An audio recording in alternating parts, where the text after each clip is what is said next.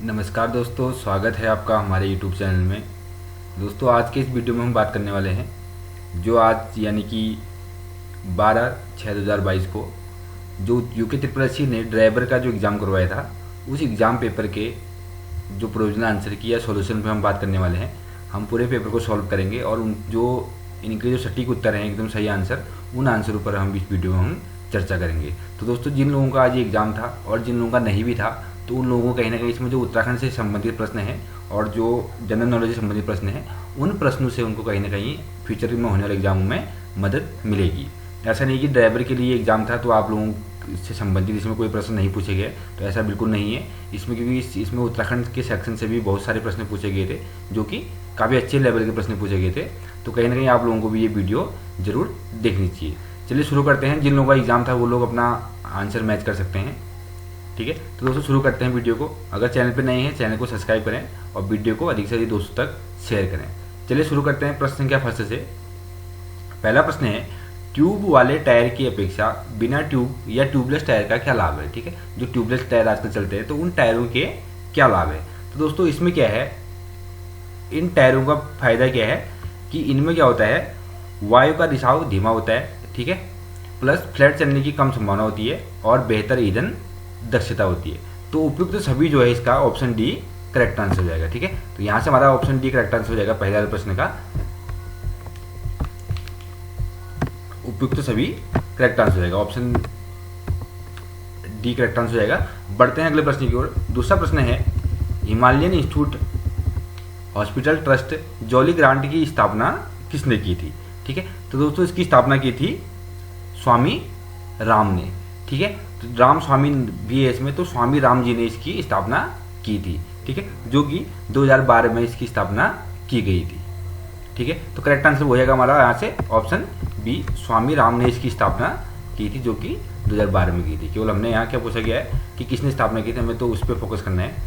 अगला प्रश्न है, वाहनों में भारत स्टेज मानक प्राथमिक रूप से दर्शाता है। ठीक है, दोस्तों जो भारत स्टेज होता है, तो अभी जो चल रहा है BS6 चल रहा है, इससे पहले BS4 था। ठीक है, तो प्रदूषण के लेवल बढ़ने के कारण BS5 को स्किप कर दिया गया और BS6 से लाया गया। जो वर्तमान में जो वाहन बन रहे हैं वो BS6 मानक के अनुसार बन रहे हैं। तो इसका मेन रीजन क्या होता है कि वायु प्रदूषण की मात्रा इंजन द्वारा, तो भारत स्टेज का मतलब क्या होता है कि जो प्रदूषण का लेवल होता है उस लेवल को कम करने के लिए कहीं ना कहीं इंजन में या इंटरनल जो इंजन में चेंजेस करवाने पड़ते हैं, व्हीकल में कुछ ना कुछ नया चीज लगा के उसके प्रदूषण लेवल को कम किया जाता है। ठीक है, तो यहाँ से करेक्ट आंसर बन जाएगा हमारा ऑप्शन ए, जो क्या है, वायु प्रदूषक की मात्रा इंजन द्वारा। ठीक है, BS स्टेज मानक द्वारा ये प्राथमिक रूप से दर्शाता है। तो ऑप्शन ए यहाँ से करेक्ट आंसर हो जाएगा प्रश्न संख्या 3 का, वायु प्रदूषक की मात्रा इंजन द्वारा। अगला प्रश्न है, गढ़वाल नरेशों की राजधानी रही चांदरपुर गढ़ी नामक स्थान निम्न में से सबसे किसके निकट है। ठीक है, तो जो दोस्तों चांदरपुर गढ़ी जो थी वो वैसे तो कर्णप्रयाग के सबसे नजदीक है, लेकिन ऑप्शन की बात करें, अगर ऑप्शन यहाँ से अगर इन तीनों की बात करें, गैरसैंण के, चमोली के, चंपावत के, अगर कर्णप्रयाग के अकॉर्डिंग बात करेंगे तो उपयुक्त में से कोई नहीं यहाँ से करेक्ट आंसर बनेगा। लेकिन अगर उसके बाद अगर यहाँ से अगर ऑप्शन ले लेता है आयोग, तो कहीं ना कहीं इसमें चमोली करेक्ट आंसर हो जाएगा, ऑप्शन बी करेक्ट आंसर है, क्योंकि चमोली से ही पास है, उसके गैरसैंण से क्या है, उससे थोड़ा दूर है। ठीक है, तो चांदरपुर का सबसे पास एक जगह क्या है, चमोली ही है। तो ऑप्शन बी यहाँ से हमारा करेक्ट आंसर हो जाएगा। अगर करेक्ट आंसर कर्णप्रयाग इसमें दिया होता तो कर्णप्रयाग यहाँ से हमारा करेक्ट आंसर होना चाहिए था। पांचवा प्रश्न है, एक व्यक्ति जिसे वाहन चलाने की वैध अनुज्ञप्ति जारी नहीं की गई है, वाहन चलाता है, को दंडित किया जा सकता है। ठीक है, ये कहीं ना कहीं वाहन अधिनियम से प्रश्न पूछा गया है। तो दोस्तों इसमें क्या है, ऑप्शन सी यहाँ से करेक्ट आंसर हो जाएगा, 3 माह तक का कारावास या 5,000 रुपये का जुर्माना या दोनों। ठीक है, अगर आप बिना ड्राइविंग लाइसेंस के गाड़ी चलाते हैं तो कहीं ना कहीं आपको 3 माह तक का कारावास या 5,000 रुपये का जुर्माना या दोनों आपको दंड स्वरूप लगाया जा सकता है, जो कि पहले 500 रुपया था। ठीक है, जो अभी संशोधन हुआ है हाल ही में जो वाहन जो अधिनियमों में या जो उनके रूल्स में, तो उसमें क्या किया गया, इसको बढ़ा के 5,000 रुपये कर दिया गया, पहले 500 रुपये था। ठीक है, तो पांचों का करेक्ट आंसर हो जाएगा हमारा ऑप्शन सी। छठा प्रश्न है, गोमती सरयू नदियों के संगम पर उत्तराखंड का कौन सा मंदिर स्थित है। दोस्तों गोमती सरयू का जो संगम है वो बागेश्वर में है, तो बागेश्वर का जो बागनाथ मंदिर है वो कहाँ पर स्थित है, गोमती और सरयू के संगम पर स्थित है। तो छठे का करेक्ट आंसर क्या हो जाएगा हमारा ऑप्शन डी, बागनाथ यहाँ से हमारा करेक्ट आंसर हो जाएगा। 7वां प्रश्न है टिहरी रियासत में कीर्ति नगर आंदोलन कब हुआ था। ठीक है दोस्तों, 7वां जो प्रश्न है इसका करेक्ट आंसर होगा ऑप्शन सी, 1948 में कीर्ति नगर आंदोलन हुआ था। ठीक है, टिहरी रियासत के समय जो कीर्ति नगर आंदोलन था वो हुआ था 1948 में, जो कि 10 जनवरी 1948 में हुआ था, 48 में हुआ था। इसको सकलाना विद्रोह के नाम से भी जाना जाता है। ठीक है, क्योंकि जो नागेंद्र सकलानी थे उनके नेतृत्व में ये आंदोलन किया गया था, जो जिसमें कि उनकी मृत्यु हो गई थी। ठीक है, तो करेक्ट आंसर हो जाएगा यहाँ से हमारा 7वें का ऑप्शन सी। 8वां प्रश्न है HIV पॉजिटिव व्यक्तियों के लिए प्रतीक है। ठीक है, तो करेक्ट आंसर हो जाएगा हमारा ऑप्शन है, जो लाल रिबन है वो HIV पॉजिटिव व्यक्तियों के लिए क्या है, प्रतीक होता है। ठीक है, जो HIV का जो एक सिंबल होता है वो क्या होता है, लाल रिबन होता है। तो 8वें का करेक्ट आंसर हो जाएगा ऑप्शन ए। 9वां प्रश्न है पेट्रोल इंजन को जाना जाता है। ठीक है दोस्तों, यहाँ से 4 ऑप्शन दिए गए। तो स्पार्क इंग्निशन जो होता है या SI इंजन, इसको पेट्रोल इंजन के रूप में भी जाना जाता है। जो स्टीम इंजन होता है ये भाप इंजन होता है, जो स्टीम क्या होता है, जैसे रेलवे उसमें पहले यूज होता था स्टीम इंजन, या कंप्रेसर इंग्निशन जो होता है वो डीजल इंजन में यूज किया जाता है। ठीक है, जो कंप्रेसर इंग्निशन या CI इंजन जिसको बोलते हैं। तो करेक्ट आंसर बन जाएगा हमारे यहाँ से 9वें का ऑप्शन बी, स्पार्क इंग्निशन, जो कि SI इंजन के नाम से भी जाना जाता है। ठीक है, इसको पेट्रोल इंजन के रूप में जाना जाता है। ठीक, 9वें का करेक्ट आंसर रहेगा ऑप्शन बी। 10वां प्रश्न है श्री भुवनेश्वरी महिला आश्रम अंजनी सैन टिहरी गढ़वाल के संस्थापक कौन थे। ठीक है, तो इसके संस्थापक थे दोस्तों स्वामी मनमथन जो थे, इसके संस्थापक थे। तो 10वें का करेक्ट आंसर हो जाएगा ऑप्शन सी। ठीक है, इनके द्वारा 1977 में इसकी स्थापना की गई थी। ठीक है, जो कि कहाँ स्थित है, अंजनी सैन टिहरी गढ़वाल में। 11वां प्रश्न है मध्यकालीन उत्तराखंड में सिरतान किस व्यवस्था से संबंधित है। ठीक है, तो 11वें प्रश्न का करेक्ट आंसर हो जाएगा दोस्तों, यहाँ से जो ऑप्शन है मेरे को कहने का इसमें थोड़ा बहुत गड़बड़ लग रहा है, क्योंकि जो सिरतान जो प्रक्रिया थी वो था कहना कहीं नगद कर से संबंधित था, जो कि चंद्रवंश के समय पे ये लागू कराया गया था। ठीक है, जो कि जो भोटिया जनजाति या इस जनजाति थे उनके द्वारा वो जो व्यापार में जो कर लगाया जाता था उसमें उनके द्वारा ये चंद्र शासक के समय नगद कर लिया जाता था। तो इस प्रश्न में कहने का कन्फ्यूजन 11वें प्रश्न में, तो इसका आंसर अभी मैं कुछ कंफर्म नहीं बता सकता। तो अगर आप लोगों को पता है तो आप लोग कमेंट बॉक्स में कमेंट कर सकते हैं, लेकिन मेरे हिसाब से जहाँ तक आंसर होना चाहिए तो नगद कर इसका ऑप्शन होना चाहिए था। ठीक है, 12वां प्रश्न है उत्तराखंड में हरेला पर्व संबंधित है। तो 12वें का करेक्ट आंसर है ऑप्शन सी, जो पौधारोपण से संबंधित है उत्तराखंड में हरेला पर्व। ठीक है, 13वां प्रश्न है मोटर वाहन अधिनियम 1988 के अधीन ओमनी बस से तात्पर्य है। ठीक है, जो ओमनी बस से संबंधित है 1988 जो वाहन अधिनियम है, इसके अंतर्गत ओमनी बस नामक शब्द जो है उससे क्या तात्पर्य है। तो दोस्तों इसका करेक्ट आंसर हो जाएगा ऑप्शन सी। ठीक है, चालक को छोड़कर 6 से अधिक यात्रियों को ले जाने के लिए निर्मित या अनुकूलित कोई भी मोटर वाहन और कोई मोटर वाहन जो सामान ले जाने हेतु निर्मित या अनुकूलित है। तो ऑप्शन ए और बी के दोनों करेक्ट आंसर हो जाएंगे। तो यहाँ से हमारा करेक्ट जो आंसर बन जाएगा ऑप्शन सी। ठीक है, 13वां करेक्ट आंसर क्या हो जाएगा ऑप्शन सी। 14वां प्रश्न है वाहन के टायर के नामकरण में 145/70R12 में R का क्या मतलब है। तो यहाँ से हमारा करेक्ट आंसर बन जाएगा ऑप्शन ए। करेक्ट आंसर क्या है, रेडियल जो टायर का रेडियल होता है उसको R से डिनोट किया जाता है। जो 145 होता है वो होता है टायर की चौड़ाई, और जो 70 इसमें दिया गया है ये है इसका एस्पेक्ट रेशियो। R जो हो गया इसका रेडियल हो गया, और 12 जो है इसका टायर का जो है व्यास या डायमीटर, यहाँ से इसका हो जाएगा इसमें। ठीक है, तो टायर का नामकरण कैसे कहते हैं, R का मतलब होता है टायर का रेडियल। तो करेक्ट आंसर होगा 14 का ऑप्शन ए। 15वां प्रश्न है किसी वाहन में टैकोमीटर मापन करता है। तो दोस्तों टैकोमीटर जो होता है वाहन की गति का मापन करता है। तो 15 का करेक्ट आंसर हो जाएगा ऑप्शन बी। 16वां प्रश्न है द्वाराहाट मंदिर समूह बनवाया गया था। ठीक है, तो दोस्तों ये बनाया गया था कत्यूरी राजाओं के द्वारा। जो ऑप्शन बी है यहाँ पे, ऑप्शन बी करेक्ट आंसर हो जाएगा 16वें का। द्वाराहाट मंदिर समूह कत्यूरी राजाओं के द्वारा बनवाया गया था। ठीक है, जो कि हिमालय की द्वारिका के नाम से भी इसको जाना जाता है। ठीक है, यहाँ पर मुख्यतः क्या है 3 मंदिर समूह है द्वाराहाट मंदिर समूह में, जो कि कत्यूरी राजाओं के द्वारा बनाए गए थे, और जो मुख्य हैं, ठीक है, जो प्रचलित है वो 3 समूह है। और 1989 में इसका जीर्णोद्धार किया गया था। द्वाराहाट मंदिर समूह का जो जीर्णोद्धार था वो किया गया था 1989 में। और यहाँ पे मुख्यतः 3 मंदिर समूह है जो प्रचलित है, और इसको हिमालय की द्वारिका के नाम से भी जाना जाता है। ठीक है, तो करेक्ट आंसर बन जाएगा हमारा 16वें का ऑप्शन बी। 17वां प्रश्न है, निम्नलिखित में से कौन सी बीमारी या बीमारियां अशुद्ध जल के उपयोग से होती है। ठीक है, तो दोस्तों टाइफाइड, पीलिया और हैजा और पेचिश से ही क्या है, ये सारी बीमारियां जो होती है वो अशुद्ध पानी के उपयोग से होती है। तो उपयोग तो सभी ऑप्शन डी करेक्ट आंसर हो जाएगा यहाँ से हमारा 17वें का ऑप्शन डी करेक्ट आंसर हो जाएगा। 18वां प्रश्न है, निम्न में से भारत में ऑफ रोड कार रैली चालक नहीं है। तो दोस्तों चेतन शिवराम जो है वो ये भी क्या है, ऑफ रोड कार रैली के जो है चालक हैं। डॉक्टर बिक्कू बाबू जो है ये भी चालक हैं, और गौरव गिल जो है ये भी एक चालक है। जो बिक्कू विनायकरम है ऑप्शन सी, यहाँ से करेक्ट आंसर बन जाएगा हमारा। जो बिक्कू विनायकरम है ये क्या है, भारतीय तालक वादक है। ठीक है, जो तालक वादक होते हैं वो कौन है, बिक्कू विनायकरम। ठीक है, तो करेक्ट आंसर क्या हो जाएगा 18 का ऑप्शन सी। 19वां प्रश्न है, एक दिशा में 3 लेन वाले कैरिज वे परिवहन मार्ग पर भारी वाहन किस लेन पर चलाए जाते हैं। ठीक है, तो 19वां का जो करेक्ट आंसर हो जाएगा ऑप्शन ए।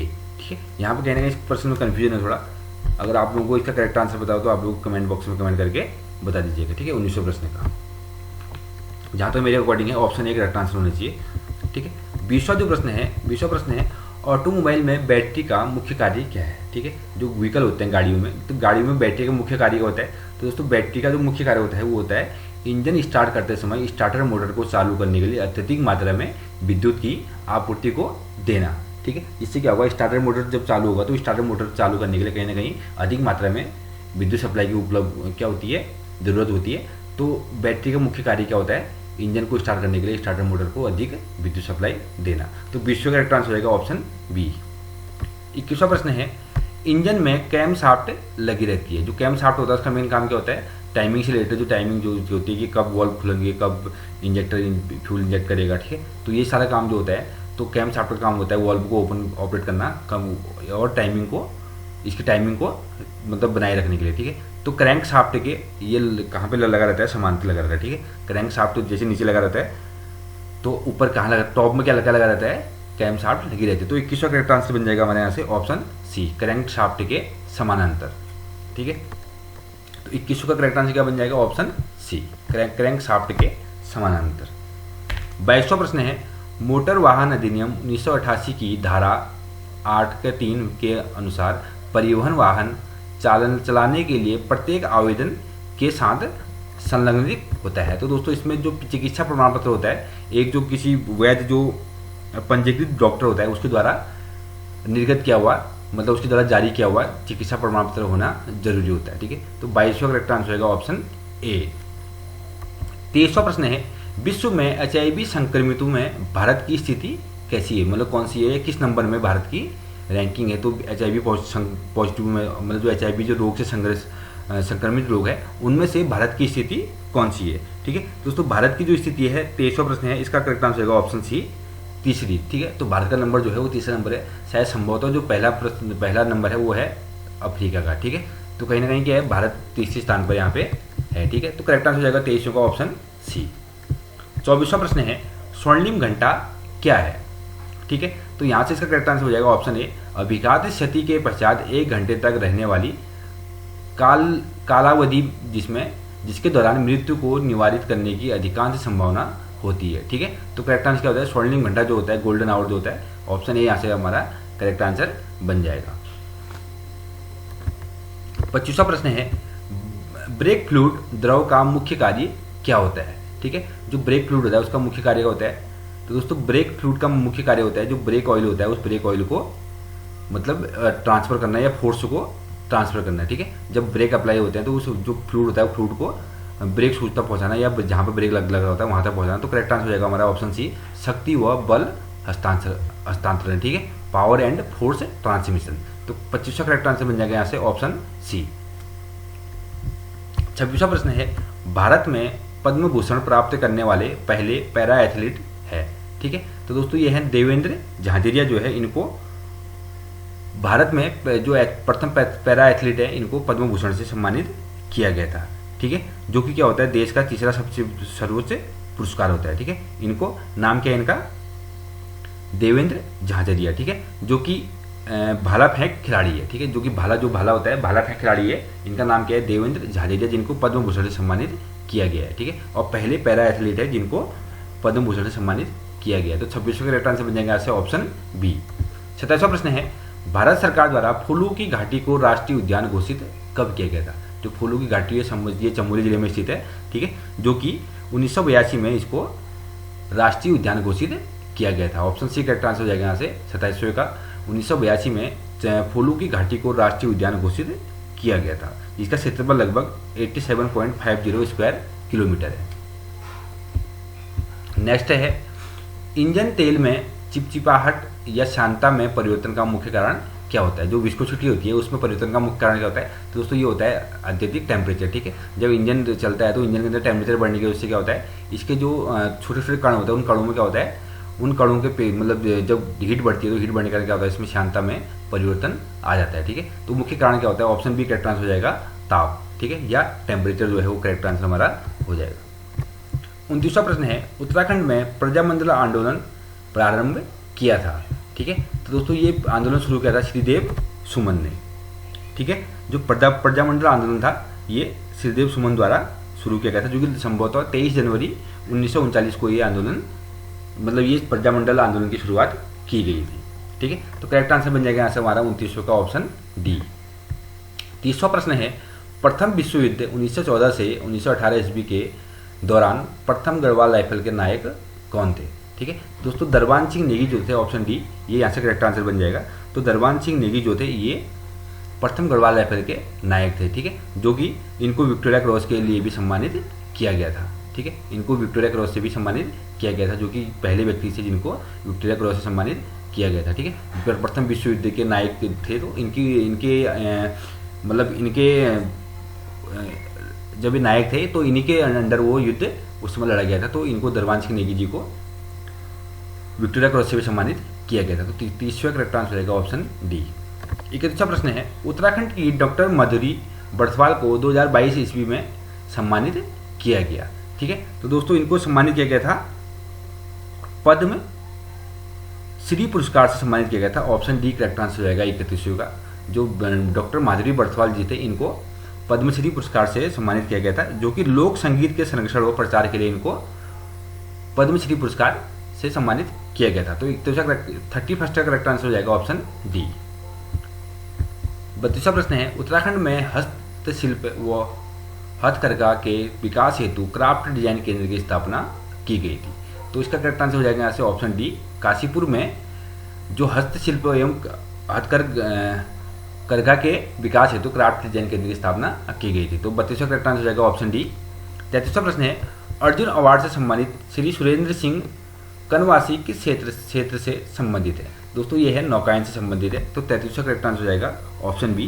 जो सुरेंद्र सिंह कनवासी जी हैं ये नौकायन से संबंधित है, ठीक है। जो नौकायन होता है नौकायन से ये संबंधित है। 34वां प्रश्न है, राजभवन नैनीताल की स्थापना कब की गई थी? तो दोस्तों इसकी स्थापना की गई थी सन 1897 ईस्वी में, जो कि नैनीताल में ये राजभवन स्थित है। तो इसकी स्थापना कब की गई थी? सन 1897 ईस्वी में की गई थी, जो कि गौथिक शैली में ये बनी हुई है, ठीक है। 1897 ईस्वी में इसकी स्थापना की गई थी। तो 34 करेक्ट आंसर हो जाएगा ऑप्शन ए। 35 प्रश्न है, जो कोई सुरक्षा बेल्ट पहने बिना मोटर वाहन चलाता है निम्न जुर्माने से दंडित किया जाता है, ठीक है। अगर कोई व्यक्ति बिना सीट बेल्ट के 4 व्हीलर चलाता है तो उसको क्या जुर्माना उसको लगेगा? तो इसका करेक्ट आंसर हो जाएगा यहाँ से दोस्तों ऑप्शन ए, 1000 रुपये उसको जुर्माना देना पड़ेगा, ठीक है। जो कि धारा 194 बी के तहत ये अधिनियम ये जो दंड है ये इसका प्रावधान इसमें है, ठीक है। धारा 194 के बी में, ठीक, जो कि पहले क्या था 100 रुपये था, लेकिन जब संशोधन होने के बाद इसको 1000 रुपये कर दिया गया। तो 35वां करेक्ट आंसर बन जाएगा यहाँ से ऑप्शन ए। 36वां प्रश्न है, हारुल उत्तराखंड की किस जनजाति का नृत्य है? ठीक है तो दोस्तों ये है जौनसारी नृत्य का। तो ऑप्शन डी यहाँ से करेक्ट आंसर हो जाएगा 36 का ऑप्शन डी। जौनसारी जो है हारुल उत्तराखंड की किस जनजाति का नृत्य है? तो हारुल जो है वो जौनसारी जो जनजाति है उसका नृत्य है, ठीक है। 37वां प्रश्न है, परिवहन वाहन चालन के लिए लाइसेंस की वैधता कितनी होती है? जो परिवहन के लिए जो गाड़ियाँ यूज की जाती है, जो मतलब जैसे बोल सकते हैं कि हम जिसमें कि हम यात्रा वगैरह करते हैं, तो उन वाहनों की जो चालक की लाइसेंस की वैधता होती है वो होती है 5 वर्ष से, ठीक है। तो ऑप्शन ए करेक्ट आंसर हो जाएगा 5 वर्ष से। 38वां प्रश्न है, 100 मिली रक्त में अल्कोहल की कौन सी न्यूनतम मात्रा है जो पाए जाने पर चालक को मोटर वाहन अधिनियम 1988 की धारा 185 के अधीन दंडित किया जा सकता है। ठीक है, तो 100 मिली अगर उसके रक्त में अल्कोहल मिलता है तो मोटर वाहन अधिनियम के अंतर्गत उसको क्या सज़ा मिल सकती है। ठीक है, मतलब कितना ml उसका उसमें अल्कोहल की मात्रा हो कि मतलब उसको दंडित किया जा सकता है। तो ठीक है, तो दोस्तों ऑप्शन सी करेक्ट आंसर होएगा 30 ml से अधिक अगर उसके अंतर्गत अल्कोहल की मात्रा होगी तो उसको दंडित किया जा सकता है। ठीक है, तो ऑप्शन सी करेक्ट आंसर हो जाएगा 38 का ऑप्शन सी करेक्ट आंसर है। 39वां है 39वां प्रश्न है पंवार वंश को एक अन्य नाम से जाना जाता है। ठीक है, तो दोस्तों राजवंश के नाम से पंवार वंश को जाना जाता है। ठीक है, तो 39 का ऑप्शन ए करेक्ट आंसर हो जाएगा। 40वां प्रश्न है कटारमल के सूर्य मंदिर का निर्माण किस युग काल में हुआ था। दोस्तों कत्यूरी काल जो है, कत्यूरी वंश के समय, तो कत्यूरी काल में इस मंदिर का निर्माण हुआ था। ठीक है, तो 40वां का ऑप्शन ए करेक्ट आंसर हो जाएगा। 41वां प्रश्न है कनेक्टिंग रॉड को पिस्टन से जोड़ा जाता है। ठीक है, तो कनेक्टिंग रॉड को दोस्तों पिस्टन पिन की सहायता से जोड़ा जाता है। ठीक है, जो कनेक्टिंग रॉड होता है वो पिस्टन से जोड़ा जाता है, तो पिस्टन पिन जो होता है उसके द्वारा इसको जोड़ा जाता है। ठीक है, जो कि गाड़ी में प्रयोग किया जाता है, इंजन में कनेक्टिंग जो पिस्टन होता है। ठीक है, तो पिस्टन पिन द्वारा इनको जोड़ा जाता है। तो 41 का ऑप्शन डी करेक्ट आंसर हो जाएगा। 42 है मोटर वाहन अधिनियम 1988 के अधीन ई गाड़ी और ई रिक्शा से क्या तात्पर्य है। ठीक है, तो दोस्तों करेक्ट आंसर हो जाएगा ऑप्शन बी। 42 का ऑप्शन बी करेक्ट आंसर हो जाएगा। माल या यात्रियों के वाहन हेतु 3 पहियों को धारण करने वाला 4000 वाट से अनधिक शक्ति का विशेष प्रयोजन बैटरी चलित सशक्त यान। ठीक है, तो करेक्ट आंसर क्या हो जाएगा ऑप्शन बी। जो ई रिक्शा होता है या जो ई गाड़ी होती है इलेक्ट्रिक व्हीकल, तो उसका करेक्ट आंसर क्या हो जाएगा इसमें ऑप्शन बी करेक्ट आंसर हो जाएगा। ठीक है, 42 का। 43 है उत्तराखंड के किस शहर का पुराना नाम ग्रांटीगंज है।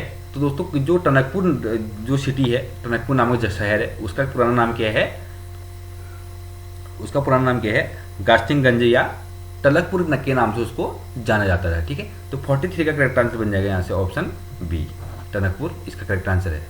44 है तंबाकू की लत होती है। तो दोस्तों निकोटीन के कारण क्या होता है, तंबाकू की लत होती है। ठीक है, क्योंकि इसमें निकोटीन पाया जाता है, अगर निकोटीन की लत के कारण ही तंबाकू की लत होती है। ठीक है, तो 44 का करेक्ट आंसर हो जाएगा ऑप्शन बी, निकोटीन के कारण। 45वां प्रश्न है अल्मोड़ा जेल की स्थापना कब की गई थी। तो दोस्तों ऑप्शन डी करेक्ट आंसर हो जाएगा 45 का। 1816 ईस्वी में अल्मोड़ा जेल की स्थापना की गई थी। ठीक है, 46 है तंबाकू निषेध दिवस होता है। तो दोस्तों कुछ दिन पहले ही तंबाकू निषेध दिवस मनाया गया था, जो कि 31 मई को प्रतिवर्ष जो होता है तंबाकू निषेध दिवस के रूप में मनाया जाता है। ठीक है, तो 46 का करेक्ट आंसर बन जाएगा यहाँ से ऑप्शन डी 31 मई। ठीक है, 47वां प्रश्न है एक संकेत दिया गया है जो कि ट्रैफिक रूल से संबंधित है कि नीला सफ़ेद ये कलर दे रखा है जो लिखा हुआ है। ठीक है, ये कलर है। ठीक है, इस कलर से इसको डिनोट किया जाता है, मतलब जो जहाँ पे ये विजिबल होता है बनाया जाता है, तो वहाँ पे नीले रंग का जो इसका ये वाला पोर्शन होता है। ठीक है, जहाँ पे नीला लिखा है और जो ये एरो बना रखे है इसमें व्हाइट कलर का पेंट किया होता है। ठीक है, तो इसका क्या मतलब होता है। ठीक है, तो इसका मतलब होता है दोस्तों 47वां प्रश्न है, इसका मतलब है कि आगे चलना या दायां मुड़ना अनिवार्य है। ठीक है, या तो आपको आगे चलना है या सीधा आपको यहाँ से दायां मुड़ना है। ठीक है, ये आपके लिए कंपलसरी है। ठीक है, तो करेक्ट आंसर क्या हो जाएगा यहाँ से 47 का ऑप्शन सी करेक्ट आंसर हो जाएगा। 48वां प्रश्न है नीचे दिए गए कुछ सिंबल का क्या मतलब है, जो आज्ञापक आदेश है संकेत है उसका क्या अर्थ है। ठीक है, तो इसका करेक्ट आंसर हो जाएगा यहाँ गाड़ी रोकना या खड़ी करना मना है। ठीक है, ऑप्शन डी करेक्ट आंसर हो जाएगा 48 का। 48 का करेक्ट आंसर क्या हो जाएगा ऑप्शन डी, यहाँ गाड़ी रोकना या खड़ी करना मना है। ठीक है, और 49वां प्रश्न है ये भी क्या है, इस सिंबल से संबंधित है, जो कि जो मोटर वाहन से संबंधित जो भी रूल है सिंबल है उस सिंबल से संबंधित है। नीचे दिए गए आज्ञापक संकेत का क्या अर्थ है। ठीक है, जो कि इसमें जो काला लाल सफ़ेद लिखा है तो ये कलर बना रहता है। ठीक है, जो सिंबल रहता है इस कलर से बना रहता है, तो इसमें दिया गया है कि इस संकेत का क्या अर्थ है। ठीक है, तो 49वां प्रश्न का करेक्ट आंसर हो जाएगा ऑप्शन बी, मतलब जो क्रॉस रोड है या चौराहा है तो चौराहे का सिंबल क्या है ऐसा बना रहता है। ठीक है, एक ट्रायंगल बना रहेगा उसके अंदर क्रॉस बना रहेगा जो कि लाल सफ़ेद और काले कलर का ये बना रहता है। ठीक, तो इसका मतलब क्या है कि आगे चौराहा है या क्रॉस रोड है। ठीक, तो 49 का करेक्ट आंसर हो जाएगा ऑप्शन बी। दोस्तों अंतिम प्रश्न है 50वां प्रश्न। मोटर वाहन अधिनियम 1988 के अधीन खतरनाक स्थिति में वाहन को खड़ा करना दंडनीय है। ठीक है, जो मोटर वाहन अधिनियम है 1988, तो उसके अंतर्गत अगर आप खतरनाक स्थिति में या वाहन को खड़ा करते हैं तो उसके लिए कौन से धारा के अंतर्गत दंड का प्रावधान है। ठीक है, तो दोस्तों इसके अंतर्गत धारा 122 के अंतर्गत, तो जो अगर व्यक्ति खतरनाक स्थिति में वाहन को खड़ा करता है तो उसके लिए धारा 122 के अंतर्गत, तो जो मोटर वाहन अधिनियम 1988 के अधीन दंड का प्राविधान है। ठीक है दोस्तों, ये थे आज के जो प्रश्न थे जो परीक्षा में पूछे गए थे। जो ड्राइवर का जो पेपर था उस पेपर में ये 50 प्रश्न पूछे गए थे, जो कि 50 मार्क्स का ही एग्जाम था। उसके बाद जो इसमें पेपर में पास हो जाएंगे उनका ड्राइविंग जो वो होता है, ठीक है, परीक्षण होगा, गाड़ी चलाने का वो परीक्षण होगा। उस परीक्षण होने के बाद ही उनका जो भी वेरिफिकेशन वगैरह होगा उस प्रोसेस में आगे कार्रवाई की जाएगी। ठीक है, ये 50 प्रश्न उनके पूछे गए थे, जिसमें कि उत्तराखंड से भी काफ़ी अच्छे प्रश्न पूछे गए थे। ठीक है, बाकी जो कुछ टेक्निकल प्रश्न पूछे गए थे जो गाड़ी से रिलेटेड और जो मोटर वाहन अधिनियम से संबंधित, तो उनमें भी कहीं ना कहीं उनकी कमांड अच्छी होगी अगर उन्होंने इस लेवल पे तैयारी की, क्योंकि ड्राइवर से संबंधित प्रश्न है तो कहीं ना कहीं ड्राइविंग बैकग्राउंड से इसमें प्रश्न काफ़ी पूछे गए थे, जो कि व्हीकल से संबंधित और मोटर वाहन अधिनियम से संबंधित अधिकतर प्रश्न इसमें पूछे गए थे। ठीक है, तो दोस्तों ये थे आज के प्रश्न जिनका कि सटीक विश्लेषण हमने किया है इस परीक्षा में। तो आप इस प्रोविजनल आंसर की के माध्यम से, इस वीडियो के माध्यम से अपने आंसरों को मैच कर सकते हैं और अपनी एक कट ऑफ तैयार कर सकते हैं कि आपका कितना मार्क्स इसमें आ रहा है। उसके बाद आपने जो ड्राइविंग टेस्ट है उससे संबंधित अन्य जो कार्य है वो संपूर्ण करा सकते हैं। तो दोस्तों मिलते हैं अगले वीडियो में। अगर आप चैनल पर नए हैं तो चैनल को सब्सक्राइब जरूर करें, क्योंकि मैं काफ़ी मेहनत लगती है दोस्तों वीडियो बनाने में और इस टाइप के प्रश्नों के आंसर ढूंढने में और इन प्रश्नों को तैयार करने में। ठीक है, अगर आप चैनल पर नए हैं तो चैनल को सब्सक्राइब करें और वीडियो को अधिक से अधिक दोस्तों शेयर करें। अगर आपको किसी मित्र ने, किसी परिवार के सदस्य ने, किसी दोस्त ने, किसी करीबी ने अगर एग्जाम दिया था, आप उसी व्यक्ति को इस वीडियो को जरूर भेजें, जिससे कि वो अपने एक जो पेपर दिया है वो पेपर का मिलान सही तरीके से कर सकते हैं। ठीक है दोस्तों, मिलते हैं अगले वीडियो में, तब तक के लिए धन्यवाद।